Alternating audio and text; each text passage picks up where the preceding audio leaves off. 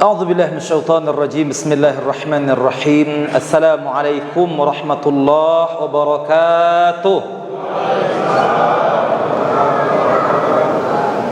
الحمد لله وكفى والصلاة والسلام على رسول الله المصطفى وعلى آله وأصحابه المجتبى. اللهم إنا نسألك حبك وحب نبيك محمد صلى الله عليه وسلم وحب من يحبك وحب عمل يقربنا إلى حبك. اللهم ارزقنا متابعة النبي صلى الله عليه وسلم أولا وآخرا وظاهرا وباطنا وقولا وفعلا وعبادة وعملا صالحا يا ذا الجلال والإكرام. Kaum muslimin, kaum muslimat sedang salat Isya yang dirahmati oleh Allah Subhanahu wa taala. Melanjutkan kajian kita kemarin malam, yaitu semangat kita untuk terus beribadah di bulan Ramadan ini, dan kita mempersiapkan diri kita untuk malam-malam terakhir Ramadan ini, yang mana kita membicarakan khusus pada malam ini tentang i'tikaf. I'tikaf daripada asal katanya pada akafa atau akifa, yaitu berdiam diri. I'tikaf maknanya orang yang mendiamkan dirinya, mengosongkan dirinya, berdiam diri di masjid dan mengosongkan dirinya daripada perkara-perkara dunia, yaitu untuk menuju Allah Subhanahu wa taala. Sehingga memang wasilah untuk seseorang mendapatkan malam al-qadar, wasilah yang paling dekat untuk mendapatkan malam al-qadar itu datang ke masjid, beriktikaf, mengosongkan diri kita daripada dunia dan hanya menuju Allah, mengosongkan fikiran kita daripada dunia dan hanya menuju Allah Subhanahu wa taala. Dan ingat, Allah Subhanahu wa taala menyatakan inna anzalnahu fi lailatul qadr wa ma adraka ma lailatul qadr lailatul qadri khairum min alf syahr tanazzalul malaikatu war ruhu fiha bi idzni rabbihim min kulli amr salamun hiya hatta matla'il fajr. Allah yang memberitahukan tentang ayat ini bahwa Allah menurunkan Al-Quran di malam Al-Qadar. Pada malam Al-Qadar itu malam yang jauh lebih baik daripada 1000 bulan.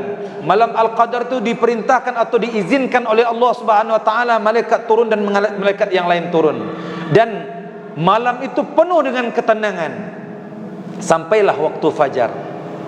Kalau seandainya Allah yang menurunkan wahyu ini, tentunya kita sebagai hamba kalau ingin mendapatkan malam Al-Qadar, kita mendekatkan diri dengan Allah Subhanahu wa taala, dengan pencipta yang memberitahukan tentang kebaikan malam itu.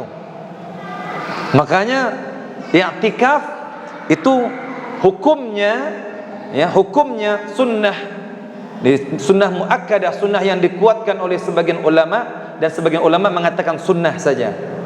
Tapi kalau kita lihat Rasulullah sallallahu alaihi wasallam semenjak puasa diwajibkan, Nabi beriktikaf. Bahkan di awal diwajibkan Ramadan, Nabi beriktikaf daripada hari pertama Ramadan sampai akhir Ramadan. Kemudian barulah Nabi iktikaf 20 terakhir. Kemudian yang terakhir Nabi beriktikaf 10 malam terakhir Ramadan. Makanya ada hadis yang kita dengar, idza ja'al ashrul awakhir min Ramadan kana Rasulullah sallallahu alaihi wasallam shadda mi'zarah wa aiqadha ahlah wa ahya layalah. Nabi sallallahu alaihi wasallam ketika datang 10 malam terakhir Ramadan, Nabi kencangkan sarungnya, dia tidak mendekati istrinya, Nabi bangunkan keluarganya, dan Nabi menghidupkan malam itu. Boleh dikatakan Nabi tidak tidur pada malam-malam terakhir Ramadan, melainkan hanya sedikit. Begitu bersungguh-sungguhnya Rasulullah sallallahu alaihi wasallam yang sudah dijamin oleh Allah diampunkan dosanya yang telah lalu, yang sekarang maupun yang akan datang. Kita belum tentu lagi diampunkan oleh Allah dosa kita. Seharusnya kita lebih banyak lagi beribadah, lebih menghidupkan lagi malam-malam 10 malam terakhir nanti. Kemudian i'tikaf terbagi kepada dua. Ada i'tikaf sunnah, ada i'tikaf wajib. I'tikaf sunnah yang kita laksanakan, yang dilaksanakan oleh Nabi sallallahu alaihi wasallam, yang diajarkan terkhusus 10 malam terakhir. Kalau i'tikaf wajib, seandainya saya telah berhasil menjalani ujian ini, kalau seandainya saya lolos daripada ujian ini, atau seorang pelajar mengatakan kalau saya lulus dalam ujian saya, kalau seorang yang mendaftar pekerjaannya, kalau saya lulus dalam pekerjaan ini, maka saya beriktikaf 3 hari di bulan Ramadan, maka wajib hukumnya dia beriktikaf. Waktu iktikaf yang diajarkan oleh Rasulullah sallallahu alaihi wasallam, kalau seandainya menurut sebagian besar ulama bahwa waktu iktikaf itu kapan saja, ya, duduk, datang ke masjid, berniat beriktikaf, berdiam diri untuk mengingat Allah, berzikir kepada Allah Subhanahu wa taala, maka dia sudah dinilai iktikaf. Dan iktikaf yang diajarkan oleh Nabi SAW 10 malam terakhir itu, dalam satu riwayat dinyatakan Nabi SAW memasuki tempat iktikafnya atau masjid, yaitu setelah salat subuh di hari yang ke-21 itu. Maksudnya di hari yang ke-21 itu subuhnya. Sebab dihitung 10 malam terakhir. Subuh hari yang ke-21 itu, maka subuhnya itu sudah masuk Nabi sallallahu alaihi wasallam ke tempat i'tikafnya. Sehingga para sahabat pun mengikuti Nabi sallallahu alaihi wasallam. Bukan para sahabat saja mengikuti Nabi, para istri-istri Nabi pun beriktikaf.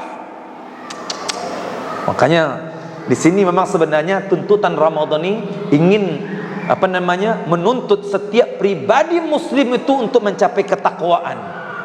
Wanitanya, prianya, dewasanya, remajanya, yang tuanya, kalau dia mampu, maka sebenarnya pemimpinnya, rakyatnya, kesemuanya sebenarnya Allah ingin mengajak hamba-hambanya untuk menjadi orang yang bertakwa. Kalau seandainya setiap keluarga bertakwa, menjadi masyarakat yang bertakwa, melahirkan pemimpin-pemimpin yang bertakwa, maka benarlah janji Allah, walau anna ahlal qura amanu wattaqau lafatahna alaihim barakatin minas samai wal ard.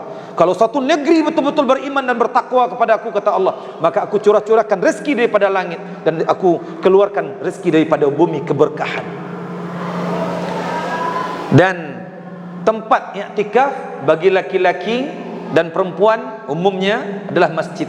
Wanita juga boleh beriktikaf di masjid.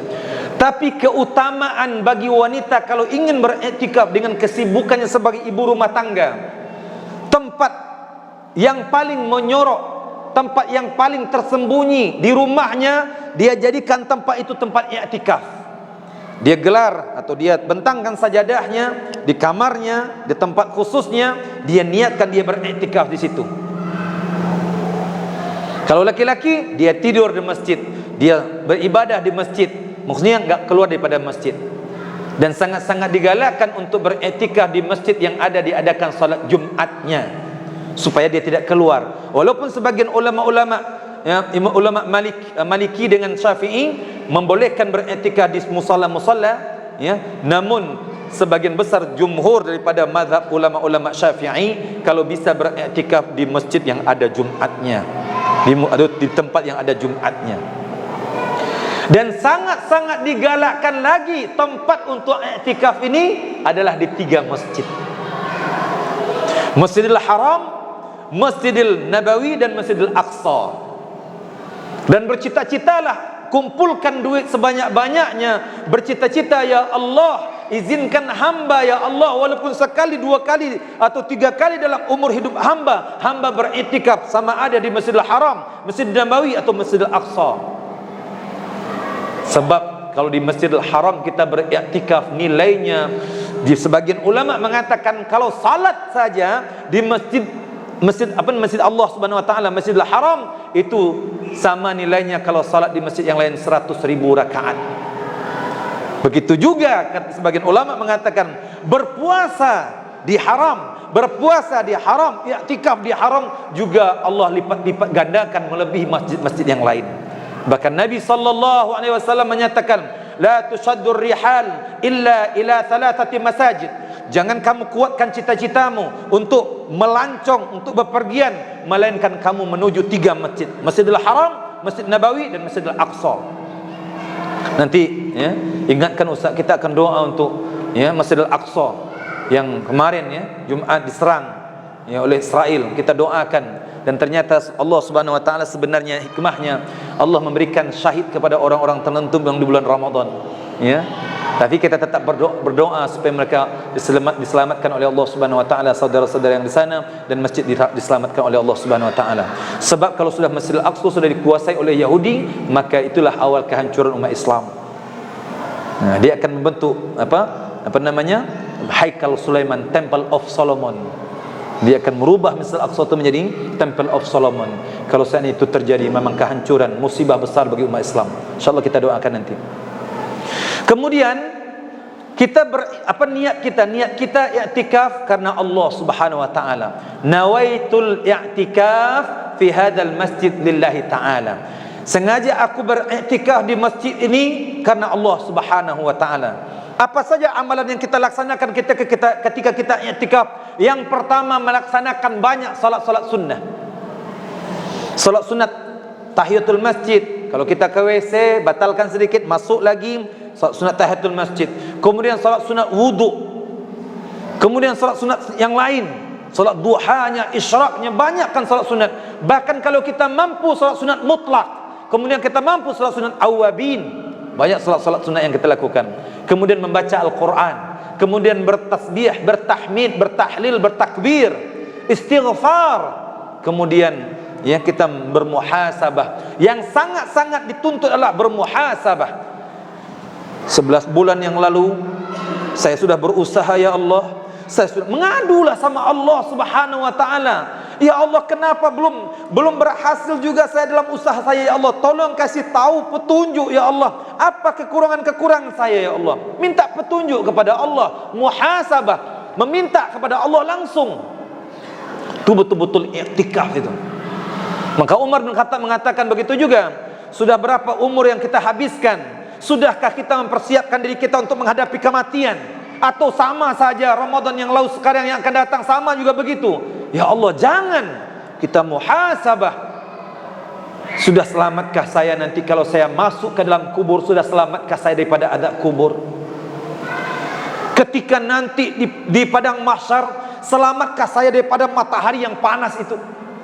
Di titian sirat nanti, selamatkah saya untuk meniti titian sirat yang lebih tajam daripada pedang itu? Maka kita muhasabah. Kalau belum tentu selamat, tingkatkan ibadah kita. Makanya i'tikaf ni kalau bisa saya sampaikan, bangunkan keluarga-keluarga kita. Sebab 10 malam terakhir ni hanya kita jadikan ini kesempatan kita. Boleh jadi ini kesempatan terakhir kita untuk hidup. Enggak apa-apa dalam beribadah seperti itu. Bahkan Nabi SAW menyatakan, sallu salatal muwaddi'. Kalau kamu salatlah salat seolah-olah perpisahan. Ini salat kamu yang terakhir.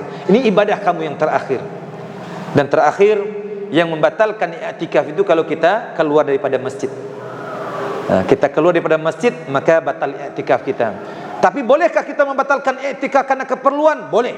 Bahkan ada sebahagian sahabat Nabi itu dia beriktikaf, dia jadikan dirinya untuk senantiasa dekat dengan Allah. Tapi ketika dia berjualan, dia keluar, dia berjualan sebentar, dia batalkan iktikafnya, dia penuhi hajat manusia dengan jualan belinya, makan semuanya, kemudian dia masuk lagi iktikaf.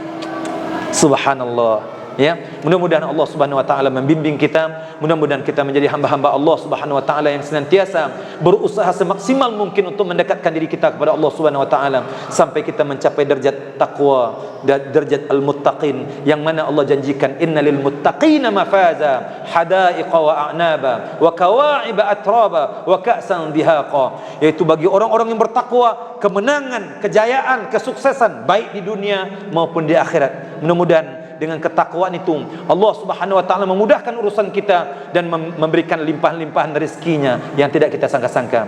Barakallahu, ya, mudah-mudahan Allah merahmati kita, memberkahi kita semua. Itu saja yang boleh saya sampaikan. Kita tutup dengan subhanakallahumma wa bihamdika asyhadu an la ilaha illa anta astaghfiruka wa atubu ilaik. Wal 'asr innal insana lafi khusr illa alladhina amanu wa 'amilus solihat wa tawassaw bil haqq wa tawassaw bis sabr wa billahi taufiq wal hidayah wal ridha wal inayah. Assalamu alaikum warahmatullahi wabarakatuh.